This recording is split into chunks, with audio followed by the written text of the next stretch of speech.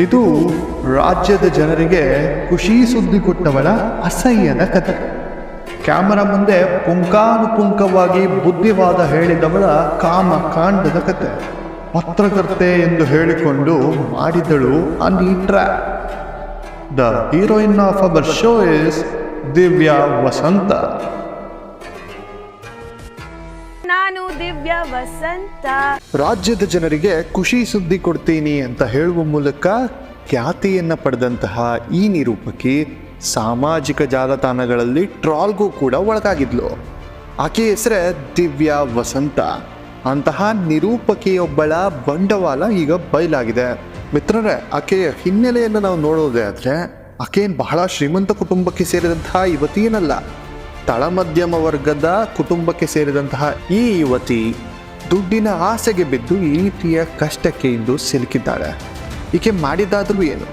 ಯಾಕೆ ಈಗ ಆಕೆಯ ತಂಡವನ್ನು ಪೊಲೀಸರು ಬಂಧಿಸಿದ್ದಾರೆ? ಈಕೆ ಈಗ ಪೊಲೀಸರಿಂದ ಪರಾರಿಯಾಗಿದ್ದಾದರೂ ಯಾಕೆ ಅನ್ನುವ ಹಲವಾರು ವಿಚಾರಗಳನ್ನು ಈ ವಿಡಿಯೋದಲ್ಲಿ ನಾನು ನಿಮಗೆ ತಿಳಿಸಲು ಬಂದಿದ್ದೇನೆ. ಸ್ನೇಹಿತರ ನಮಸ್ಕಾರ, ನೀವು ನೋಡ್ತಾ ಇದ್ದೀರಾ ವಿಕಾಸ್ ದ ಜರ್ನಲಿಸ್ಟ್. ನಾನು ವಿಕಾಸ್ ಶಾಸ್ತ್ರಿ. ಬೆಂಗಳೂರಿನ ಇಂದಿರಾನಗರದಲ್ಲಿರುವ ಸ್ಪಾ ಮಾಲೀಕನಿಗೆ 15 ಲಕ್ಷ ರೂಪಾಯಿ ಕೊಡುವಂತೆ ಬೆದರಿಕೆಯನ್ನು ಹಾಕಿದ್ದಾರೆ. ರಾಜ್ ನ್ಯೂಸ್ನ ಸುದ್ದಿವಾಹಿನಿಯ CEO ಆರ್ ವೆಂಕಟೇಶ್ ಮತ್ತು ಅದೇ ಚಾನೆಲ್ನಲ್ಲಿ ಆಂಕರ್ ಆಗಿ ಕೆಲಸ ಮಾಡ್ತಿದ್ದಂತಹ ದಿವ್ಯಾ ವಸಂತ ಎಂಬಾಕೆಯ ಸಹೋದರ ಸಂದೇಶ್, ಇವರಿಬ್ಬರನ್ನ ಪೊಲೀಸರು ಈಗ ಬಂಧಿಸಿದ್ದಾರೆ.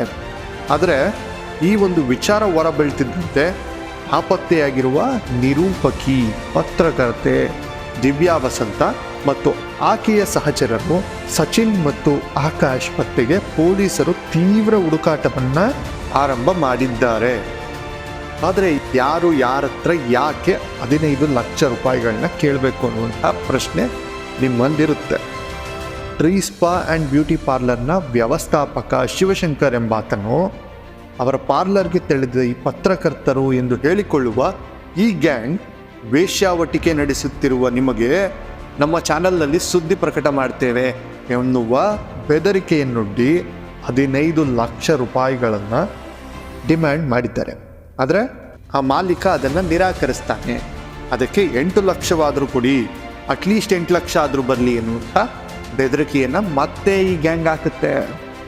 ನಂತರ ಆ ವ್ಯಕ್ತಿ ನಾನೇನು ತಪ್ಪು ಮಾಡಿಲ್ಲ, ಆದರೂ ಸಹ ಮಾನ ಮರ್ಯಾದೆಗೆ ಅಂಜಿ 1 ಲಕ್ಷ ಕೊಡಲು ಮುಂದಾಗ್ತಾನೆ.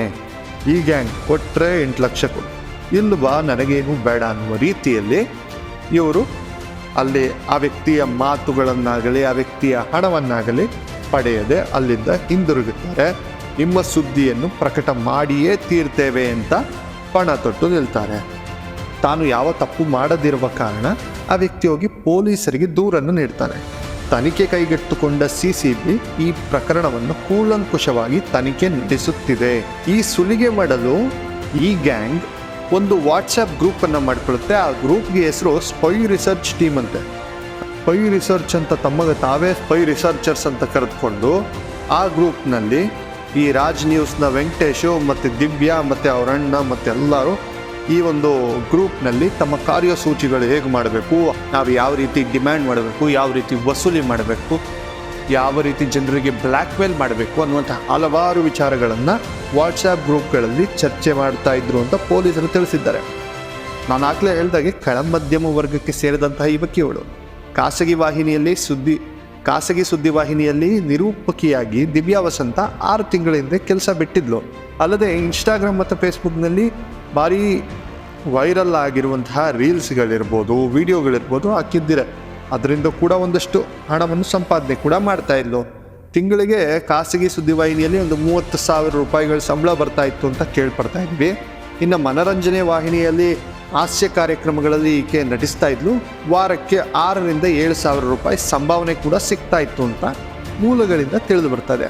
ಇಷ್ಟು ಹಣ ಗಳಿಸಿಯೂ ಐಷಾರಾಮಿ ಜೀವನದ ಆಸೆಗೆ ಬಿದ್ದು ಈ ರೀತಿ ಅಡ್ಡದಾರಿಯನ್ನು ಹಿಡಿದಿದ್ಲು ಅಂತ ಕೇಳಿ ಬರ್ತಾ ಇರುವಂತಹ ಸುದ್ದಿಗಳು. ಈ ತಂಡವು ನಗರದ ಶ್ರೀಮಂತ ಸ್ಪಾಗಳಿಗೆ ತಮ್ಮದೇ ಗ್ಯಾಂಗಿನ ಒಂದು ಯುವತಿಯನ್ನು ಕೆಲಸಕ್ಕೆ ಸೇರಿಸ್ತಾರೆ. ಅದೇ ಗ್ಯಾಂಗಿನಲ್ಲೊಬ್ಬ ಸ್ಪಾಗೆ ತೆರಳ್ತಾನೆ. ನಿರ್ದಿಷ್ಟ ಯುವತಿಯ ಹೆಸರು ಹೇಳಿ ಆ ಯುವತಿಯೇ ಬೇಕು ನನಗೆ ಮಸಾಜ್ ಮಾಡಲಿಕ್ಕೆ ಅಂತ ಕೇಳ್ತಾನೆ. ಇದೇ ಗ್ಯಾಂಗ್ನ ಇಬ್ಬರ ನಡುವೆ ಪೂರ್ವ ಯೋಜಿತ ಅಂದರೆ ಮುಂಚೆ ಪ್ರೀ ಪ್ಲ್ಯಾಂಡ್ ಆಗಿ ಲೈಂಗಿಕ ಸಂಪರ್ಕ ನಡೆಸಲಾಗುತ್ತದೆ. ಅದನ್ನು ಕ್ಯಾಮ್ರಾದಲ್ಲಿ ರೆಕಾರ್ಡ್ ಮಾಡಿಕೊಳ್ತಿದ್ರಂತೆ ಈ ಗ್ಯಾಂಗ್.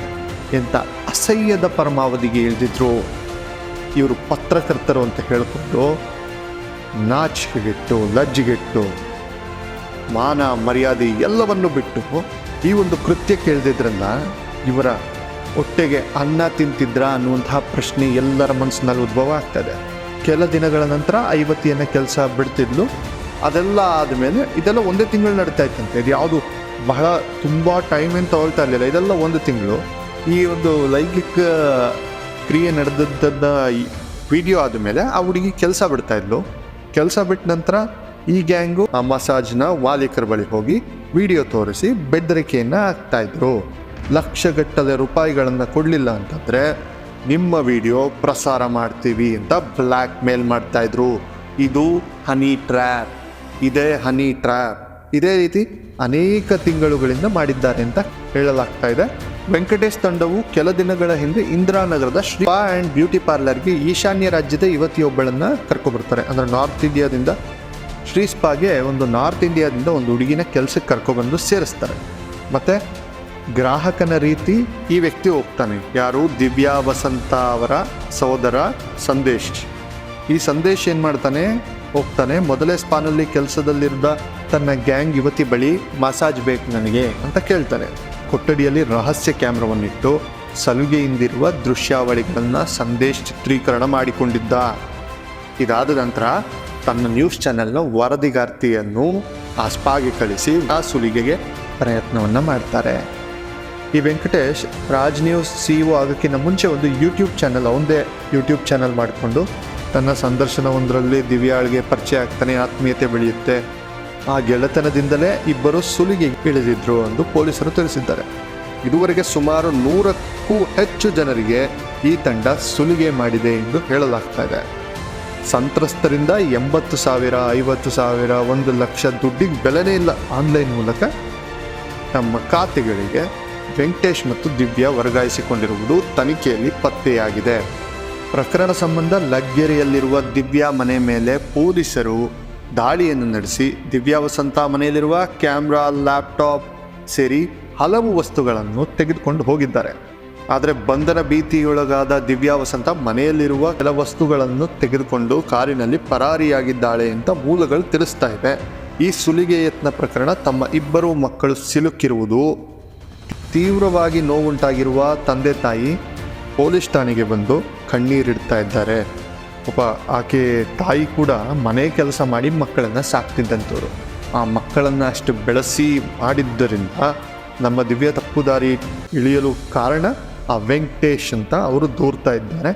ಇದು ಎಷ್ಟರ ಮಟ್ಟಿಗೆ ಸತ್ಯ ಅಸತ್ಯ ಅದೆಲ್ಲ ಚರ್ಚೆಗಳು ಬೇರೆ ರೀತಿ ಆಗ್ತದೆ. ಈಗಾಗಲೇ ಇವರನ್ನು ರಾಜ್ ನ್ಯೂಸ್ನ ಮುಖ್ಯಸ್ಥ ವೆಂಕಟೇಶು ಮತ್ತು ಆಕೆಯ ಸಹೋದರ ಸಂದೇಶ್ನ ಕೋರ್ಟ್ ನ್ಯಾಯಾಂಗ ಬಂಧನಕ್ಕೆ ಕಳಿಸಿದೆ. ಪೊಲೀಸ್ ಕಸ್ಟಡಿಗೆ ಪಡೆದು ತನಿಖೆ ನಡೆಸುತ್ತಿರುವುದಾಗಿ ಜೀವನ ಭೀಮಾ ನಗರದ ಇನ್ಸ್ಪೆಕ್ಟರ್ ಈಗಾಗಲೇ ತಿಳಿಸಿದ್ದಾರೆ. ಆದರೆ ಒಂದರ್ಥ ಮಾಡ್ಕೋಬೇಕು, ದುಡ್ಡಿನಿಂದೆ ಹೋಗಿ ಅಡ್ಡದಾರಿಗಳನ್ನು ಹಿಡಿದು ನಮ್ಮ ಜೀವನ ಸಾಗಿಸಬಹುದು, ಐಷಾರಾಮಿ ಜೀವನ ನಡೆಸ್ಬೋದು ಅನ್ನುವಂತಹ ಭ್ರಮೆಯಲ್ಲಿದ್ದವರು ಈ ಒಂದು ಸುದ್ದಿಯನ್ನು ನೋಡಿದ್ರೆ ಇನ್ನು ತಪ್ಪು ದಾರಿ ತುಳಿಬೇಡಿ. ಇನ್ನಷ್ಟು ಹೆಚ್ಚಿನ ಸುದ್ದಿಗಳನ್ನು ನಾನು ನಿಮಗೆ ತಲುಪಿಸಲು ನಿಮ್ಮ ಮುಂದೆ ಬರ್ತೇನೆ. ವಿಕಾಸ ದ ಜರ್ನಲಿಸ್ಟ್ ನಿಮ್ಮೊಟ್ಟಿಗೆ ಗಟ್ಟಿಯಾಗಿ ನಿಲ್ತಾನೆ. ನಮಸ್ಕಾರ.